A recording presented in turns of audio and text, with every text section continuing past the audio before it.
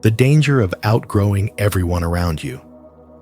The only way to make sense out of change is to plunge into it, move with it, and join the dance. Alan Watts. Today on Spiritual Wisdom, we're exploring a powerful truth many people secretly face. The moment you start growing faster than the world around you, this experience can feel lonely, confusing, and even painful. Yet it is often the clearest sign that you're stepping into a higher version of yourself. As you listen, I invite you to reflect on your own journey. Have you ever felt yourself outgrowing relationships, environments, or even old versions of who you used to be? Share your thoughts in the comments, because your story might be exactly what someone else needs to hear. Let's dive in and discover how to turn this uncomfortable transition into a path toward deeper happiness and true personal freedom. 1. Spiritual growth often leads to isolation. Spiritual growth often leads to isolation because as you awaken, you begin to perceive life differently from those around you. And this shift quietly separates you from the familiar world you once belonged to. At first, the changes feel subtle. You notice that certain conversations drain you, certain environments feel too loud or too shallow, and certain relationships that once felt comforting now feel heavy on your spirit. This happens because spiritual awakening is not simply a change in mindset, it is a change in inner frequency. When your awareness expands, your sensitivity sharpens, your intuition strengthens, and you begin to crave depth, authenticity, and emotional truth in ways you never did before. This new way of seeing makes the old world feel strangely distant, and even when you try to stay the same, your soul gently refuses to shrink back to who you were. Like a butterfly among caterpillars, your transformation becomes obvious even if you say nothing, because your energy, values, and worldview no longer align with the people who have not yet begun their own inner evolution. As your spirituality deepens, you naturally drift away from those who still operate from fear, habit, or autopilot living. And this drifting is not rejection. It is energetic misalignment. People who once understood you may now misunderstand you, because while you are seeking meaning, they are seeking comfort. While you are expanding, they are repeating old patterns. While you are breaking cycles, they are holding tightly to them. This mismatch creates a quiet emotional distance that cannot be bridged by pretending. You may try to blend in again, to laugh at the same jokes, to participate in the same routines, but something inside you resists because once consciousness opens, it cannot be closed. This is why outgrowing people feels painful. It is not the loss of them, but the loss of the version of you that used to belong there. Yet this discomfort is also proof that your spiritual awakening is real, because growth always requires leaving something behind, including identities, beliefs, and relationships that cannot travel with you into higher awareness. The danger of outgrowing everyone around you lies in the temptation to shrink yourself just to stay connected, to suppress your truth to avoid conflict, or to dim your inner light so others feel comfortable. But doing this disconnects you from your own soul. Your awakening asks you to trust the path, even when it feels lonely, because solitude is not emptiness, it is alignment. In solitude, you hear your intuition more clearly. You notice what nourishes you and what drains you. You learn to choose peace over approval. And as you continue on this path, you eventually discover that the universe always replaces what no longer aligns with something more authentic. New people appear who understand your depth, honor your boundaries, and resonate with the frequency you are growing into. Growth requires shedding, and shedding creates space for a new spiritual chapter. In this way, isolation is not a punishment, but a passage, the natural transition that happens when you move from who you were to who you are becoming. Your only task is to honor the truth within you and allow the old world to fall away without guilt, trusting that your transformation is leading you to the people, experiences, and alignment that match the person your soul has chosen to become. 2. Growth requires leaving the comfort zone. Growth always demands that you leave the comfort zone, because just as a lobster must shed its shell to grow, you must also be willing to shed the layers of identity, beliefs, and expectations that once protected you, but can no longer hold who you are becoming. And this shedding often feels frightening, vulnerable, and deeply unfamiliar. Yet you can feel it in your body and spirit when expansion is calling you. You may try to hold on to what you know, old habits, old friendships, old emotional patterns.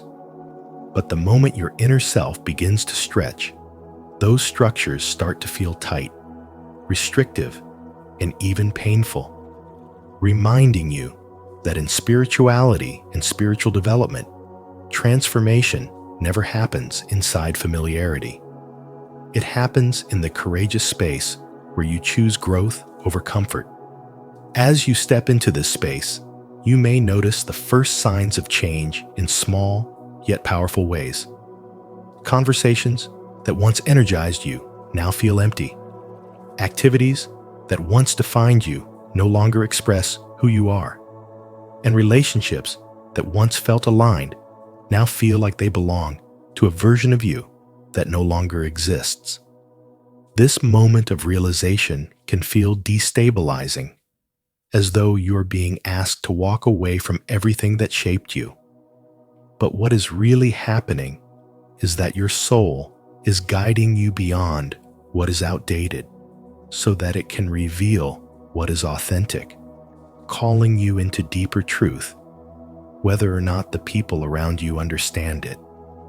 And as you continue to grow, the danger of outgrowing everyone around you becomes more visible, not because you have elevated yourself above others, but because you have shifted into a different rhythm, a different level of awareness, a different layer of spiritual sensitivity that not everyone in your environment resonates with. You may worry that others will interpret your growth as arrogance or distance. Yet what is actually happening is a natural divergence between those who are committed to evolving and those who prefer to remain in what feels safe.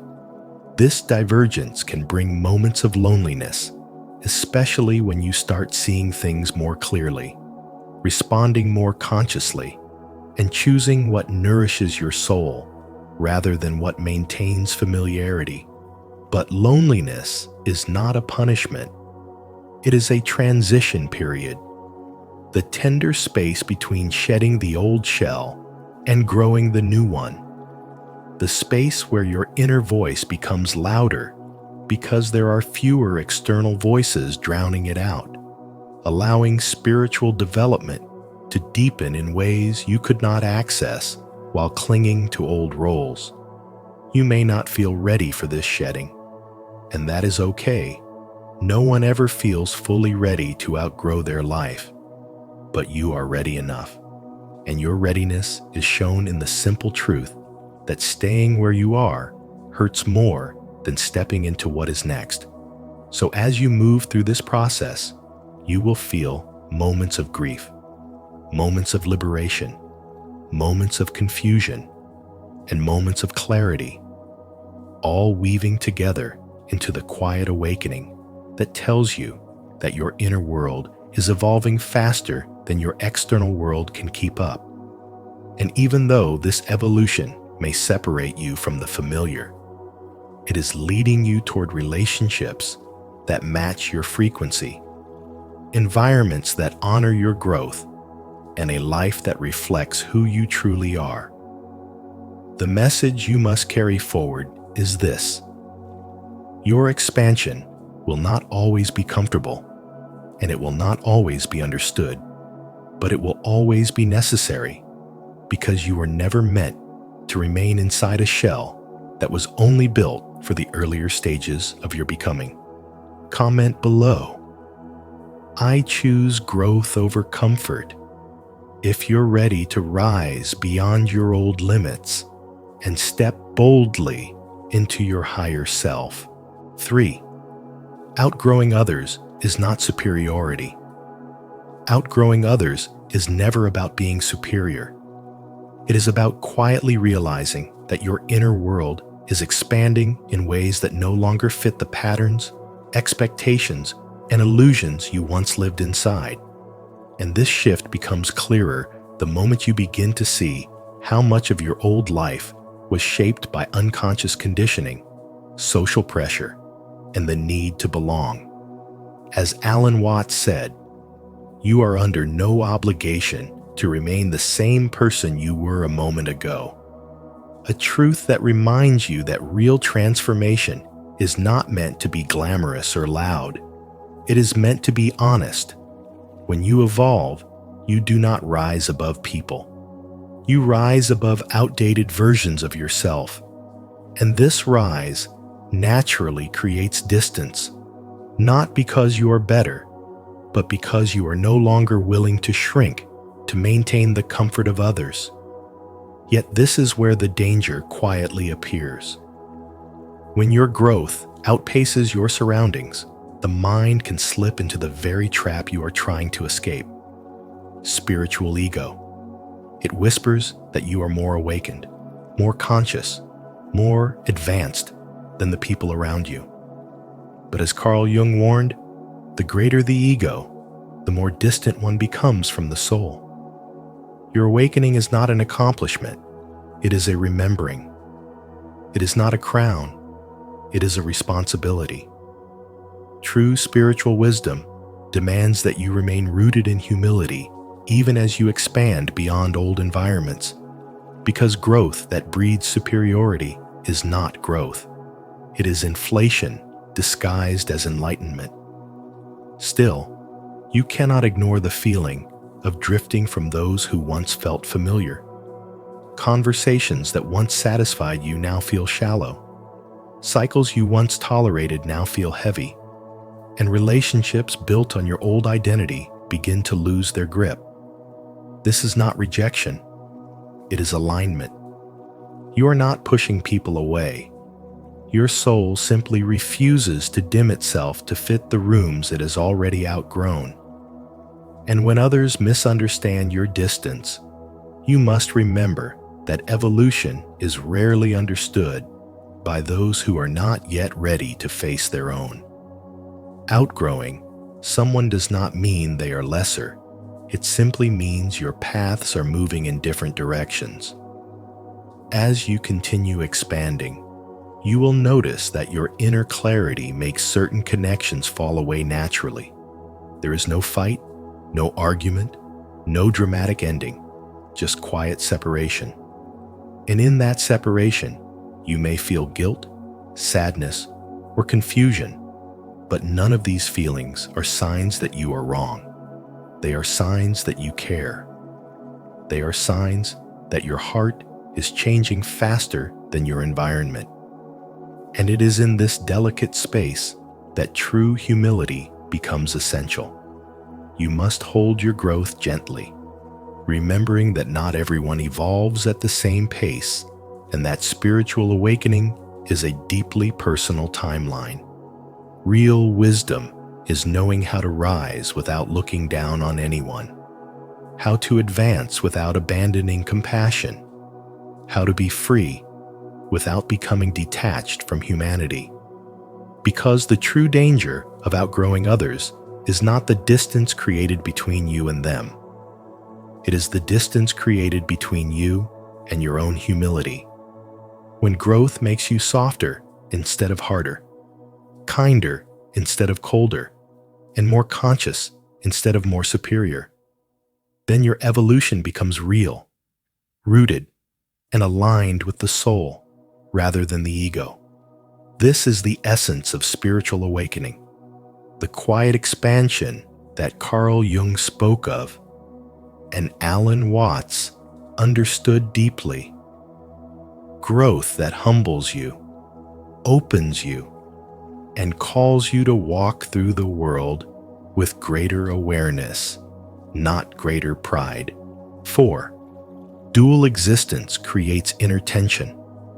Awakened individuals often find themselves living in two worlds at once, and this quiet split creates an inner tension that is far deeper than most people realize.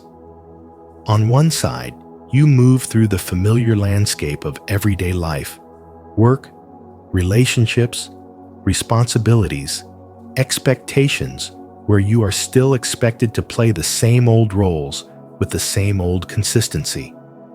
Yet on the other side, a different world is opening within you, a world shaped by spirituality and spiritual awakening, where deeper truths rise to the surface, where your perception sharpens, and where the things you once accepted without question suddenly begin to feel hollow, shallow, or misaligned.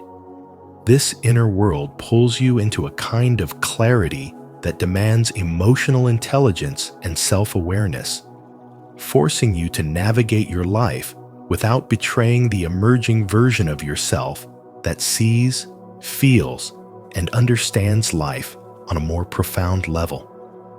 This dual existence can feel like carrying two identities in a single body: the self that others recognize, and the self that is quietly transforming beneath the surface. As you awaken, you notice that conversations once comfortable now leave you empty. Environments once familiar now drain your energy, and people who used to understand you now seem confused by your silence or depth. You begin to sense the widening gap between the world that operates on habit, noise, and external validation, and the inner world that moves with intuition, truth, and a growing need for authenticity. This is where the tension intensifies, because the mystical world of deep truth does not follow the same logic as the conventional world of daily life. And you start to realize that every step you take toward your inner truth creates distance from what no longer resonates. And yet, this tension is not a mistake. It is an initiation. It pushes you to develop balance, not by shrinking or hiding your growth, but by holding your awakening with steadiness while still participating in the external world with compassion and clarity. It teaches you that the real challenge is not choosing one world over the other, but learning how to move between them without losing yourself. You become more selective with your energy, more deliberate with your choices, more honest with your boundaries, because you understand that protecting your inner world is not selfish. It is necessary for your evolution. The more your consciousness expands, the more you feel the pull between belonging and becoming, between comfort and truth, between who you were and who you are meant to be. This is the tension awakened individuals must learn to navigate: the pressure of carrying deep truth in environments built on surface-level comfort. It requires emotional intelligence to speak gently when you could reveal more, patience to listen when you already understand, and strength to stand firm when others misinterpret your transformation. But as you grow into this balance, you discover that the duality itself becomes your teacher, guiding you to live with depth in a shallow world, to stay awake in places where others are still sleeping, and to honor the world within you without abandoning the world around you. If this message about dual existence and inner tension resonates with you, don't forget to subscribe for more spiritual wisdom that guides you through every stage of your growth. 5. Relationships may deteriorate. As you grow, you will notice that some relationships begin to shift in ways you did not expect. Because the moment you start changing from the inside out, certain connections that once felt comfortable suddenly feel distant, strained, or strangely shallow. You may feel as though the people who used to understand you now look at you with confusion, doubt, or silent judgment. Not because you have done anything wrong, but because your spiritual development disrupts the familiar roles they were used to, and this discomfort makes them retreat, criticize, or try to pull you back into who you used to be. When your inner world begins to expand, your priorities become different, your values become clearer, and your boundaries become stronger.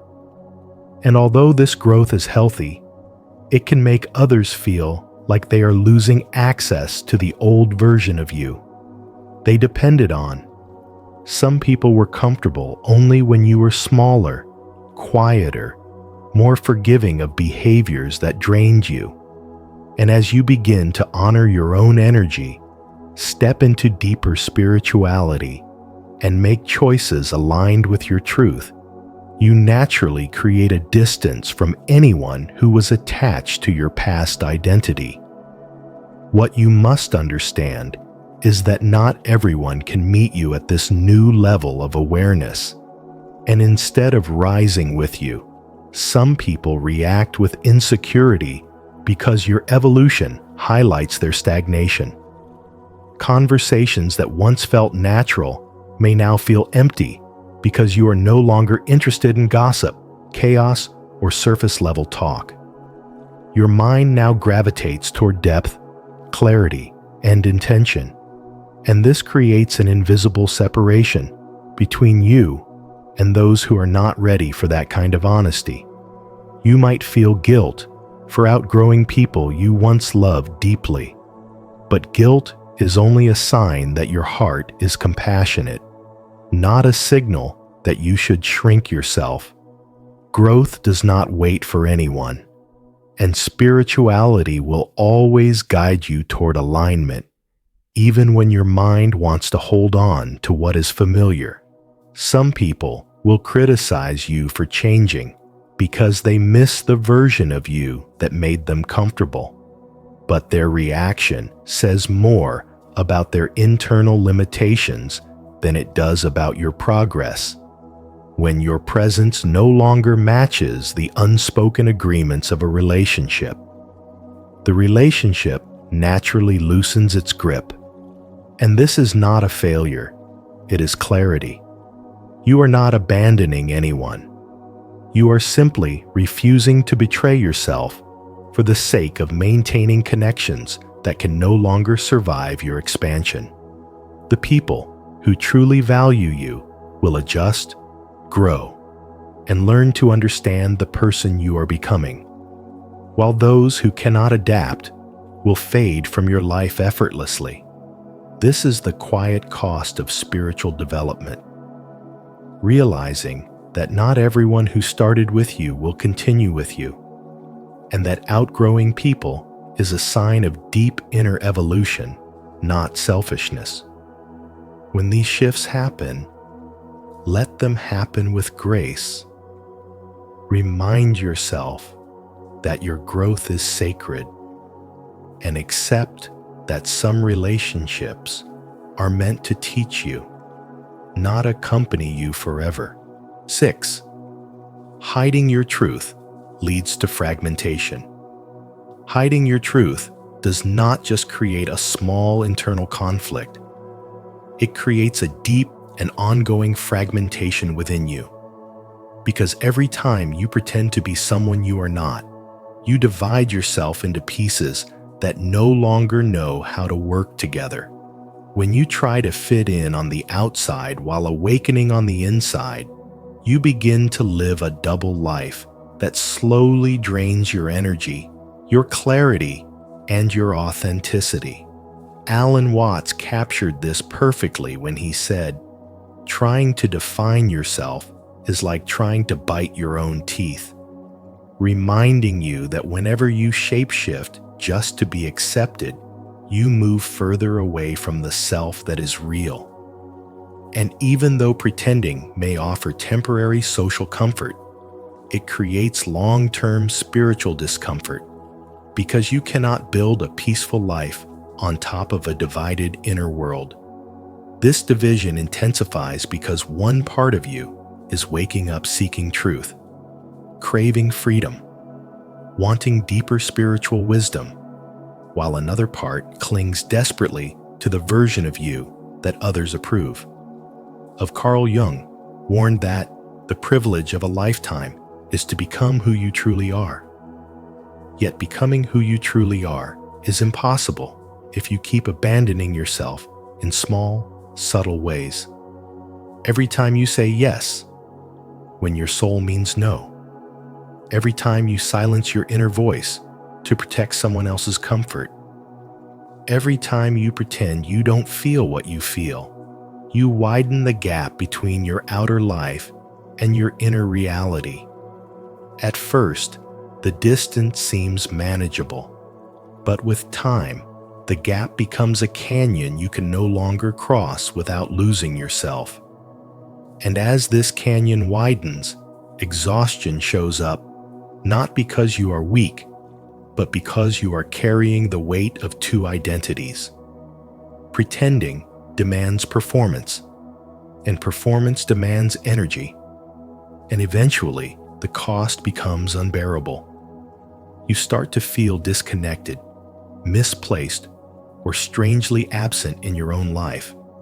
And this is the early stage of what Jung called inner disintegration, the slow collapse of psychological harmony when your conscious and unconscious selves are no longer aligned, when the truth inside you grows stronger, but the role you play on the outside stays the same. Pressure builds, tension rises, and something within you starts to break. This is why hiding your truth is never harmless. It delays your transformation, suppresses your awakening, and forces your soul into silence. It was never meant to endure. Yet no soul stays silent forever. The truth always finds a way back to the surface, often through restlessness, irritation, emotional heaviness, or an unexplained longing for something more.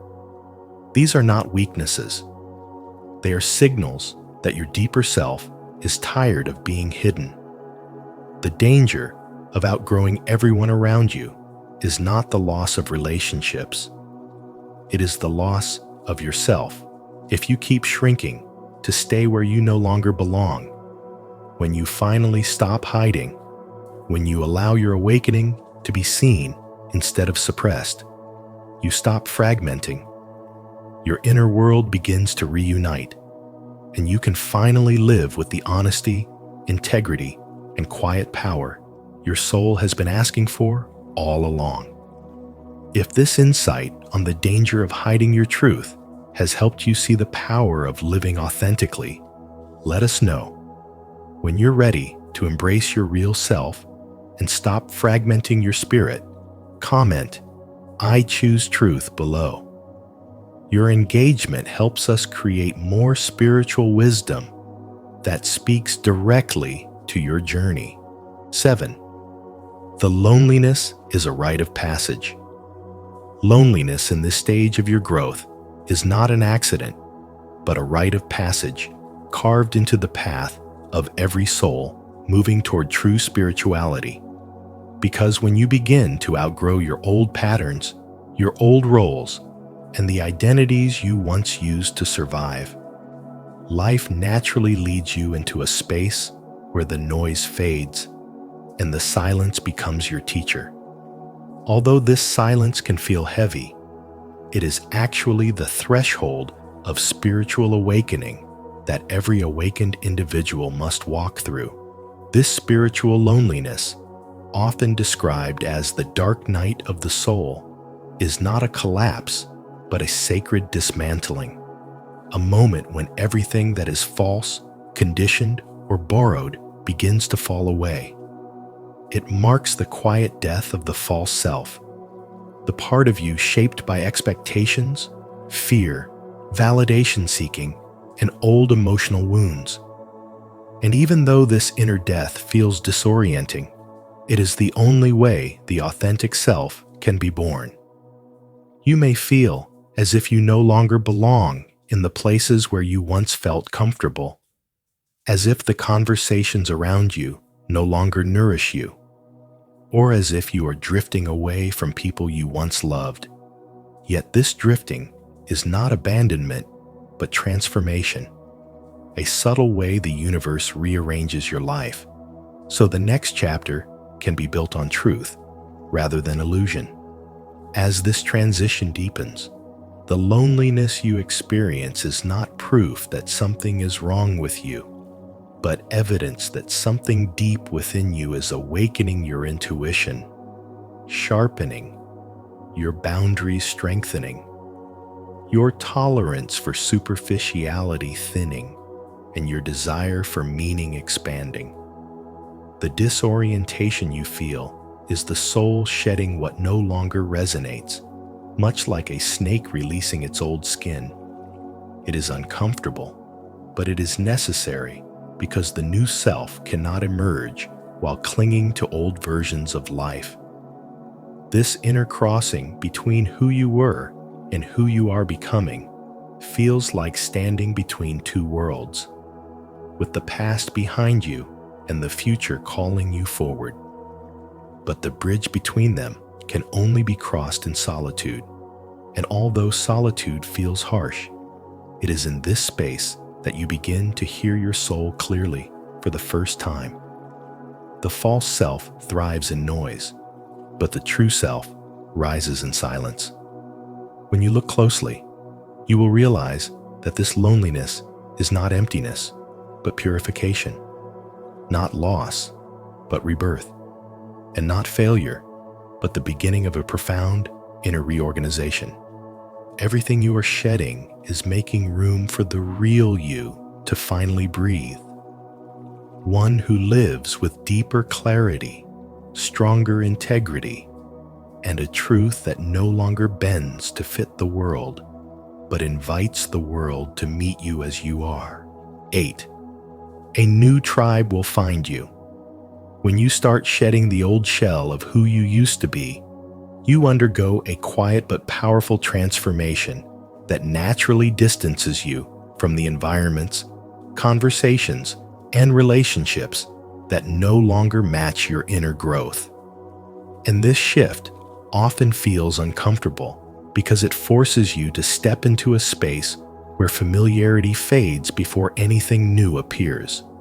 You may try to hold on to the past, not because it fits you anymore, but because you fear the silence that comes with authentic evolution. Yet the truth is that this silence is the doorway to a higher level of spirituality and spiritual development, guiding you toward people who will one day resonate effortlessly with your new vibration. As Alan Watts expresses so clearly with the simple truth, a new tribe will find you. You are meant to cross this in-between phase where everything feels uncertain, because uncertainty is where the old self dissolves and the new self begins to breathe. Once you begin walking the lonely road of truth, you will quickly notice how the most dangerous thing is not the loneliness itself, but the temptation to return to the version of yourself that keeps others comfortable. And you must resist this temptation even when it feels easier. You may want to explain your decisions, justify your growth, or soften your boundaries to avoid making others uncomfortable. But every time you do that, you betray the very awakening your soul has worked so hard to reach. Growth requires honesty, and honesty sometimes creates distance. You are not meant to stay small just because others prefer you that way, and you are not required to slow your spiritual development to match someone else's pace. The people who are aligned with your past cannot walk with you into a future built on self-respect, clarity, purpose, and authenticity. As you continue to rise inwardly, your energy shifts, your values change, your awareness sharpens, and your priorities reorder themselves. And these inner movements create an outer reality that may first feel like loss, but is actually divine rearrangement. You are being cleared, not abandoned. You are being prepared, not punished. This chapter of solitude is not a void, it is a bridge. You are learning how to exist without needing external validation, how to trust the subtle impulses of your intuition, and how to hear your own voice without being drowned out by the expectations of others. Every time you choose truth over approval, you strengthen the frequency that will eventually attract your new tribe. The people who do not require you to shrink, edit yourself, or perform a version of identity you no longer recognize. They will meet you at the level of your growth, not your wounds. Over time, you begin to understand that loneliness is simply the space between your old alignment and your new one. It is temporary, necessary, and deeply meaningful. It teaches you that you are capable of standing on your own feet, following your inner calling, and honoring your transformation even when no one sees it. And when your new tribe finally arrives, you recognize them immediately, not because they are familiar, but because you feel safe, understood, and seen in a way your previous environments could never offer. They will not fear your light. They will match it. They will not question your growth. They will embody it. And in their presence, you realize why you had to walk alone first, so you could discover the strength, clarity, and self-trust needed to build relationships that honor who you are becoming. To honor your journey of growth and trust in the tribe that is meant to find you, declare it with intention. Comment below, "I welcome my new tribe," to affirm your path and inspire others who are walking the same road. In the end, the true danger of outgrowing everyone around you is not the loneliness. It's forgetting that your growth has purpose. As Alan Watts reminds us, transformation asks you to release what no longer aligns so you can rise into who you were always meant to be. If this message from spiritual wisdom spoke to you today, let it guide your steps forward with clarity and courage. And before you go, don't forget to like this video, share it with someone who needs it, subscribe to our channel, and turn on notifications so you never miss any of our upcoming teachings. Your journey continues. Walk it with intention. Most people never make it through awakening. Alan Watts explains the dark test of the soul. The most difficult part of the spiritual journey is not waking up, it's staying awake. Alan Watts once suggested that true awakening feels less like enlightenment and more like a collapse of everything you thought was real. In today's video from Spiritual Wisdom, we're diving into why most people never make it through this awakening and how the dark test of the soul is actually the beginning of your greatest transformation. As you listen, I invite you to reflect on your own journey.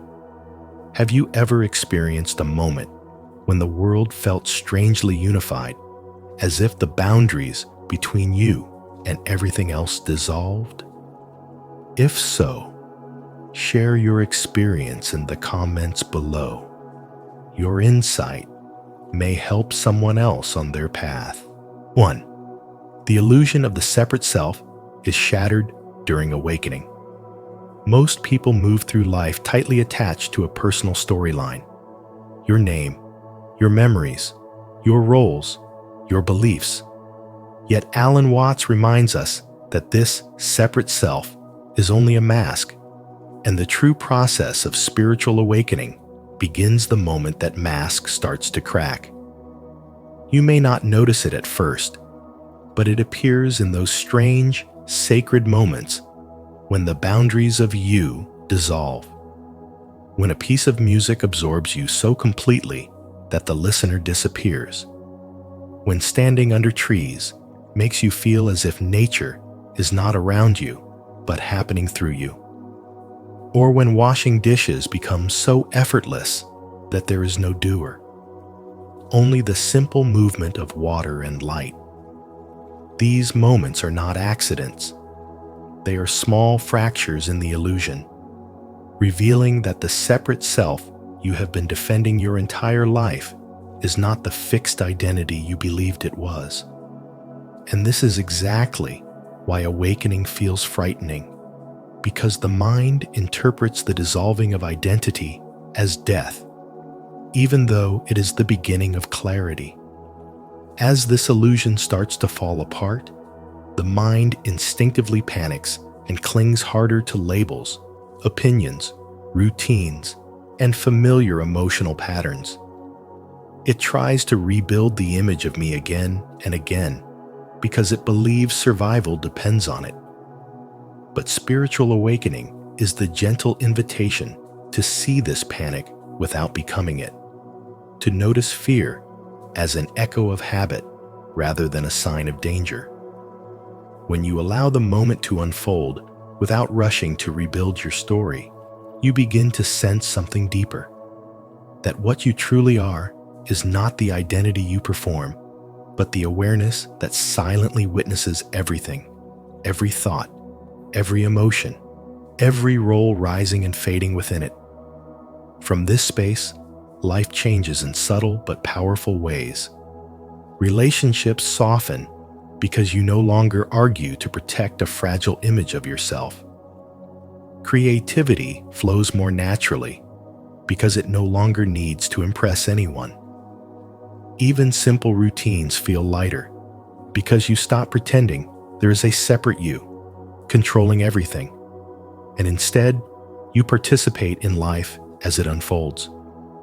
This is the heart of spirituality and the essence of spiritual awakening. The discovery that separation was a story told by the mind, not the truth of your existence. Still, the mind will resist. It will ask, who am I without my story? What happens if I let go? And the compassionate response is simply to watch these questions arise and dissolve like any other thought. You do not need to answer them.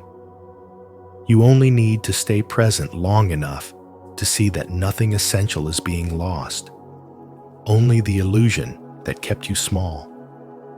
The dark test of the soul is not a battle to be won, but a series of quiet moments in which you choose presence over panic, awareness over identity, openness over fear. And in those moments, the illusion of the separate self collapses naturally, revealing a deeper, calmer, more honest way of living, one in which softness becomes strength, unity becomes clarity, and life itself becomes the teacher guiding you forward. If you're ready to break free from the illusion of the separate self, comment below, I choose awakening.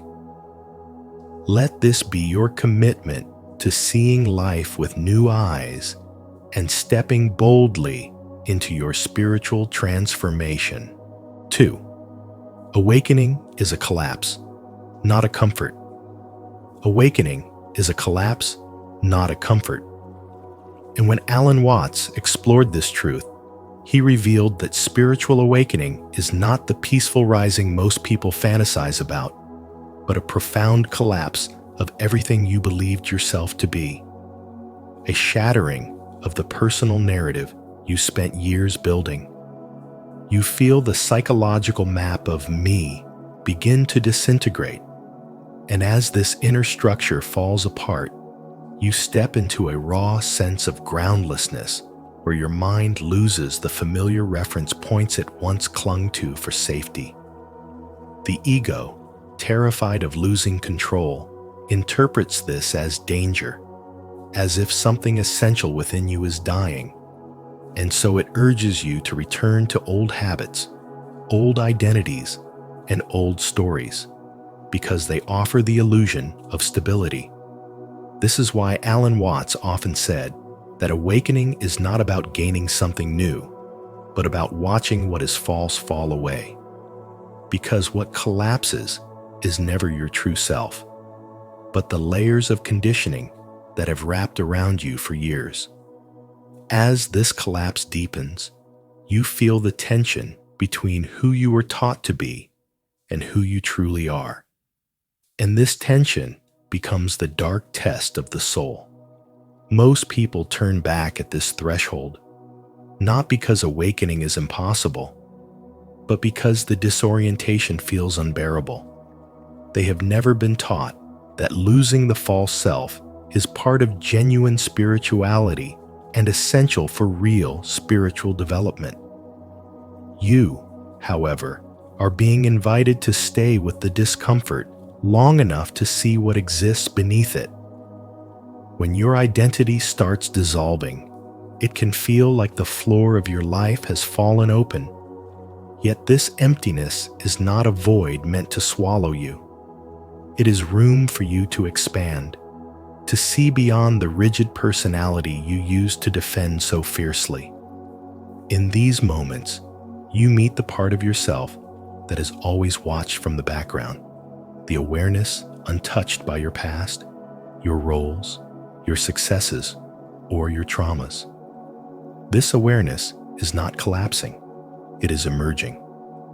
As you allow the collapse to unfold, you begin to understand that awakening is less like climbing a ladder and more like shedding a heavy skin.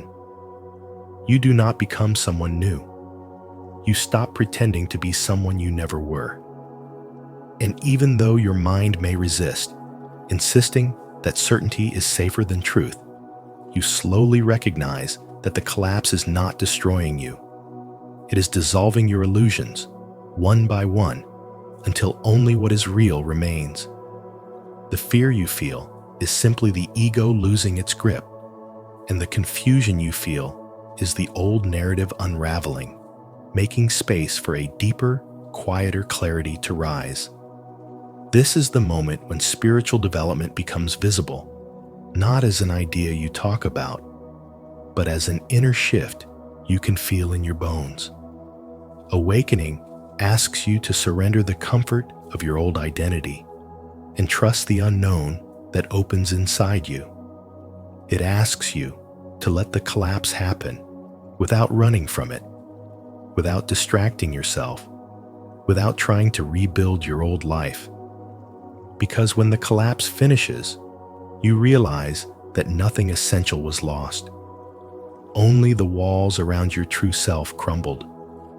The me you thought you were dissolves, and the awareness you truly are steps forward, steady, spacious, and unafraid. And as Alan Watts said, you do not transform yourself, you simply get out of your own way, reminding you that awakening is not about effort, it is about allowing. If this message resonates with your awakening journey, comment below. I choose inner truth over comfort. 3. Spiritual ego is the most seductive trap. The most deceptive obstacle on the path of awakening is the rise of the spiritual ego. And you need to understand this clearly because it appears precisely at the moment when you believe you've escaped ego altogether. After your old identity collapses and the beliefs that once defined you begin to crumble, the mind instinctively searches for a new story to attach itself to. And often, it chooses the most seductive story of all: the identity of being spiritual, being awakened, being a seeker of truth. You begin to think of yourself not as the person you once were, but as the meditator, the mystic, the enlightened one. And although these labels look pure, they are still labels, still masks, still roles you perform for yourself. Alan Watts warned that the biggest ego trip is getting rid of the ego. And when Carl Jung said, "Beware of unearned wisdom," he was pointing to the same danger. The mind can turn even your spiritual progress into another badge of superiority. This is why spiritual materialism is so seductive. You start collecting mystical experiences the way others collect status symbols, admiring your own insight, your calmness, your intuition, your connection to the universe, and instead of dissolving ego, you secretly strengthen it. You meditate not for inner freedom, but for spiritual identity. You chase synchronicities, not to listen, but to be validated. You talk about energy, awakening, or signs not to share truth, but to feel like you belong to a higher world. Yet all of this is still ego dressed in sacred clothing. As this illusion deepens, you drift from genuine awakening and move into a performance of spirituality. You try to look awakened, sound awakened, behave awakened, but the more you perform it, the further you drift from the truth.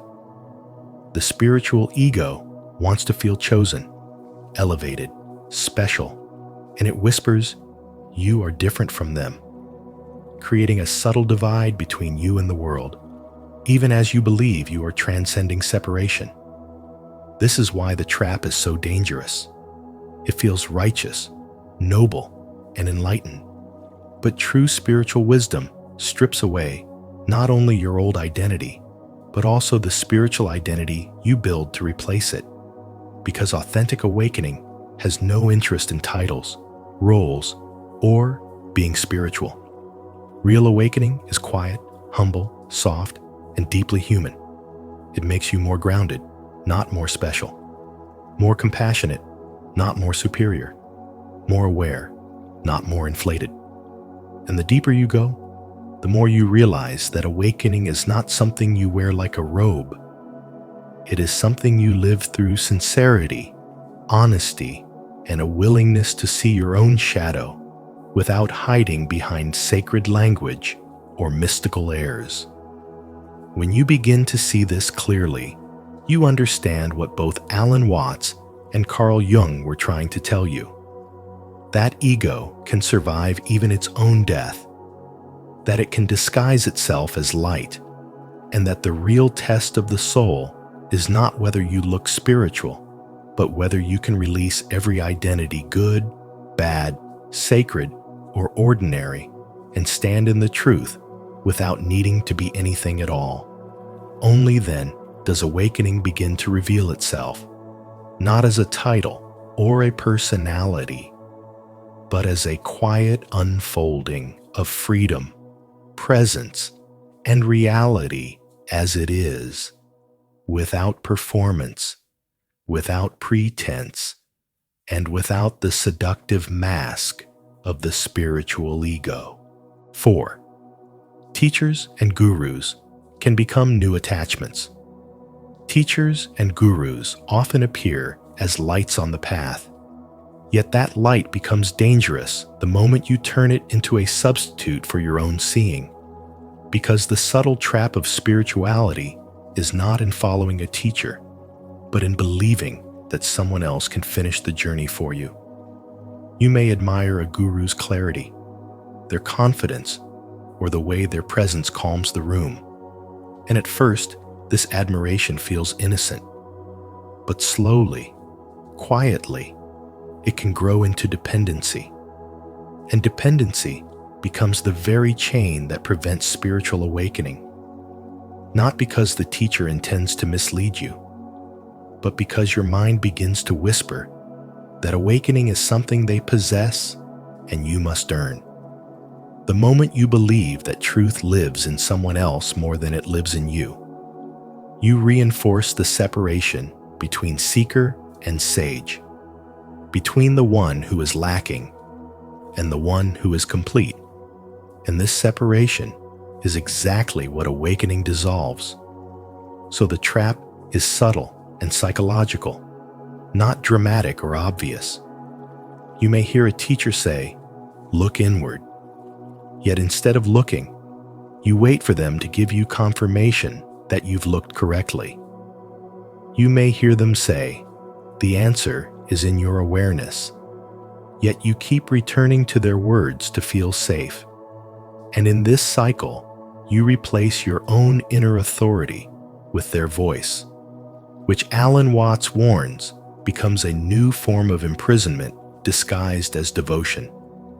This is why the path of spirituality demands honesty, not the performance of being humble before a teacher, but the courage to observe your own mind in real time, the longing to be led, the fear of being wrong, the desire to be chosen by someone who seems wiser. These tendencies are not failures. They are invitations to see the ego's hunger for reassurance. A teacher can illuminate these blind spots, but no teacher can cross the threshold for you, because awakening is not passed from hand to hand like a relic. It is recognized directly in your own awareness. Every genuine teacher, from ancient mystics to modern psychologists like Carl Jung, ultimately points you back to yourself. Jung said, "The privilege of a lifetime is to become who you truly are." And this truth means that no spiritual guide, no matter how enlightened, can replace the work of looking. When you idealize a guru, you create a hierarchy that keeps you small. And this hierarchy becomes a veil over your own perception. When you fear disappointing a teacher, you silence the very intuition awakening is trying to strengthen. When you imitate their tone, their manner, their metaphors, you drift further from the raw, honest seeing that spiritual awakening requires. The danger is not the teacher. The danger is forgetting that the teacher is only a finger pointing to the moon. And if you stare at the finger too long, you never see the sky. A real teacher becomes a mirror, not a master. They reflect your potential rather than claiming ownership over your progress. They help you see your patterns, but they never ask to replace your discernment. They guide your questions, but they never demand that you surrender your inner compass. If someone's authority makes you shrink, step back. If someone's wisdom makes you doubt your own lived experience, breathe and return to your center. And if your spiritual practice becomes more about pleasing a guru than meeting yourself honestly, you have traded one identity for another, the identity of a seeker who forever believes the summit is somewhere outside themselves. The heartbeat of awakening is direct recognition, noticing awareness as it is, unborrowed, unmediated, free. A teacher can clear the dust from the window, but they cannot give you the sky. They can describe stillness, but they cannot silence your mind for you. They can speak truth, but they cannot hand you seeing. The moment you understand this, spirituality stops being performance and becomes presence. And the authority you once placed in another returns quietly to your own breath, your own perception, your own inner life, the only place real awakening has ever lived. If this message has opened your eyes to a deeper truth, leave your like and subscribe to Spiritual Wisdom. Turn on the notification bell so you won't miss any of our spiritual insights. Comment below. I am free from all attachments, to affirm your growth and alignment on this awakening journey. 5. Chasing spiritual experiences distracts from truth. Mystical experiences can feel like the brightest moments on your path of spirituality because visions, bursts of cosmic consciousness, and waves of bliss make you believe that something extraordinary is finally happening to you. They are seductive precisely because they lift you above your ordinary life and give you a taste of something larger, something divine, something that feels like a secret doorway into the universe. Yet as powerful as these moments are, they rise and fall like waves on the ocean, brilliant, dramatic, unforgettable, but never permanent.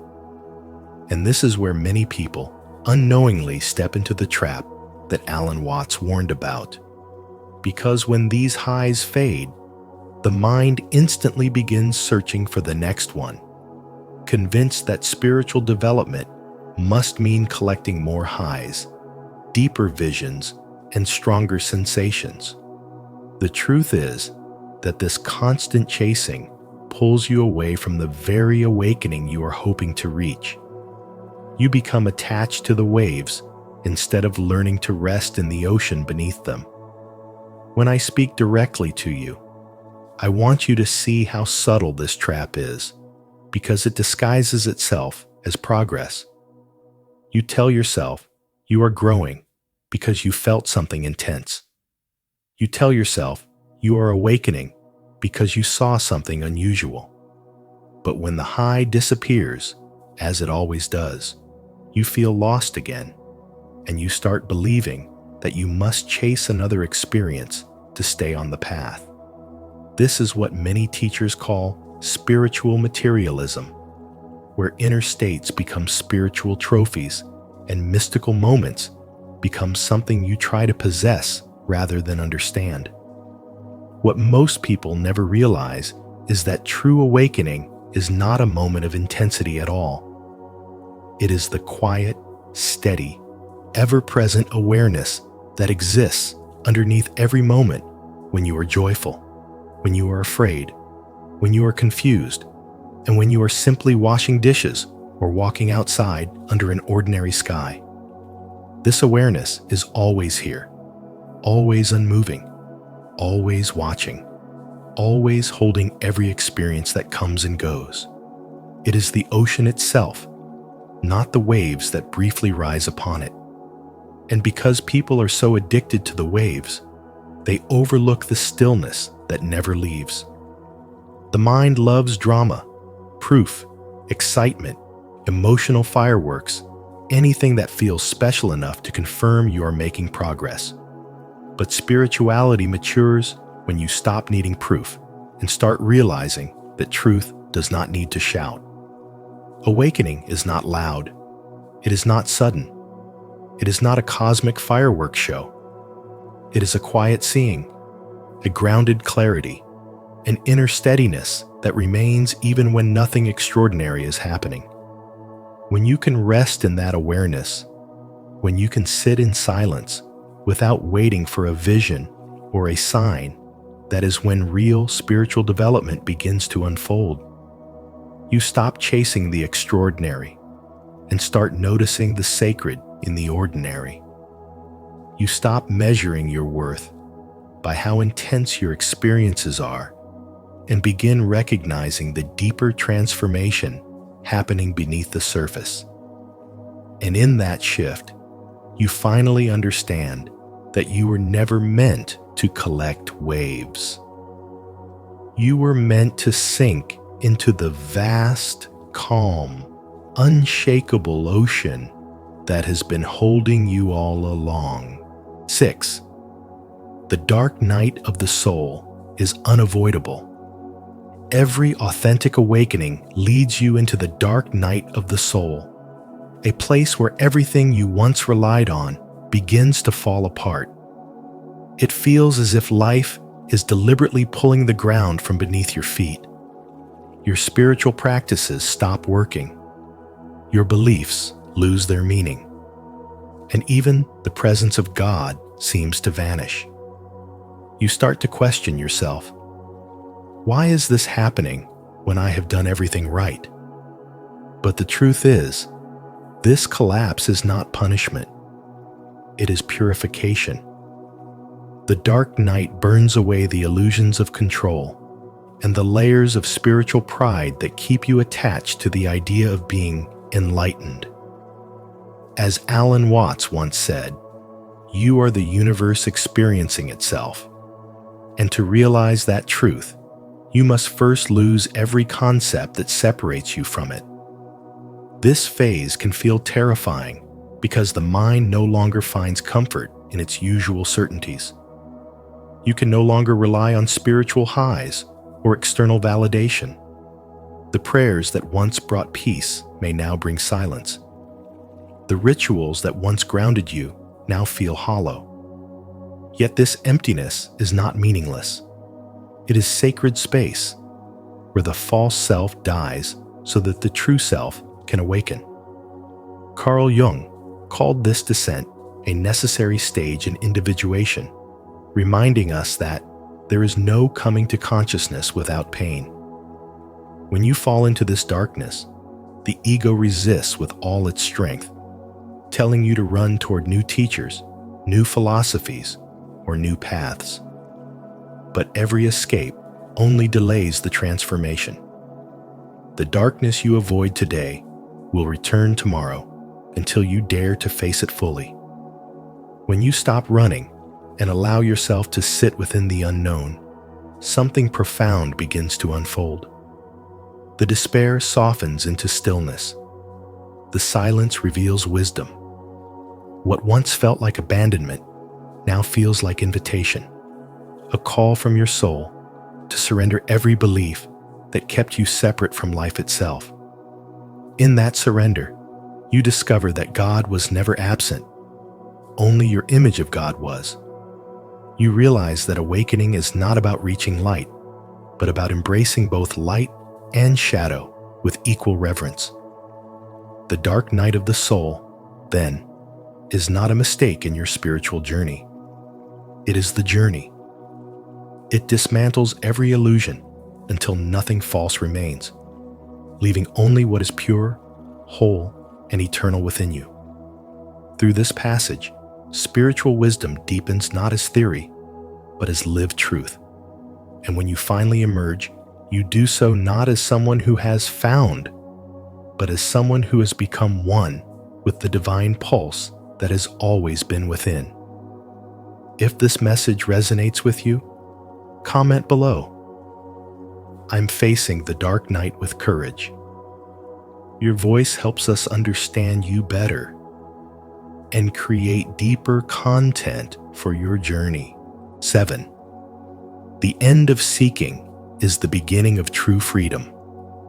The end of seeking is often misunderstood because the mind believes spirituality and spiritual awakening must be earned through effort, discipline, or extraordinary experiences. Yet the deeper truth is far simpler and far more confronting. There is no path to awakening because the one who is walking the path is the same consciousness they are searching for. The moment you begin to see this, you notice that the seeker and the sought have never been two separate forces.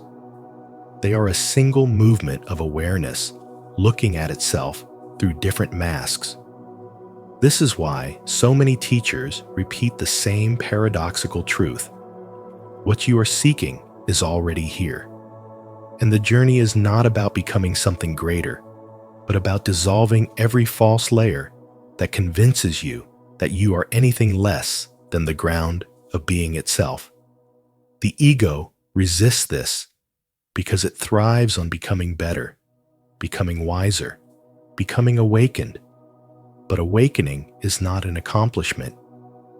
It is the quiet falling away of the illusion that there is someone inside you who needs to reach a higher state. As this illusion dissolves, you start recognizing that the identity you once protected so fiercely was nothing more than a temporary shape formed by memory, fear, habit, and conditioning.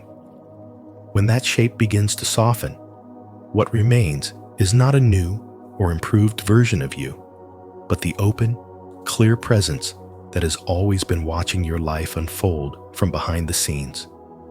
This presence is not personal. It does not have preferences, judgments, or attachments, and it does not chase enlightenment or resist suffering. It simply is.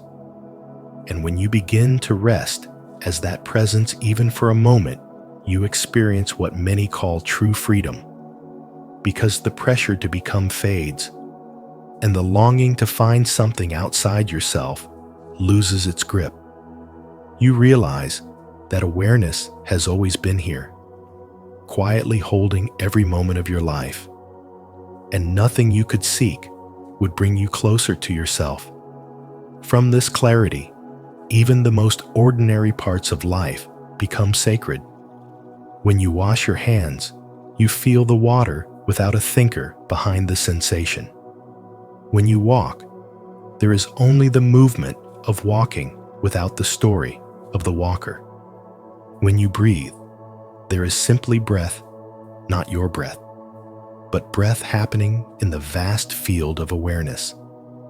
This is the essence of spiritual awakening, returning to ordinary life with extraordinary clarity, seeing that the divine is not hidden in distant visions, but woven into the simplest moments you used to overlook.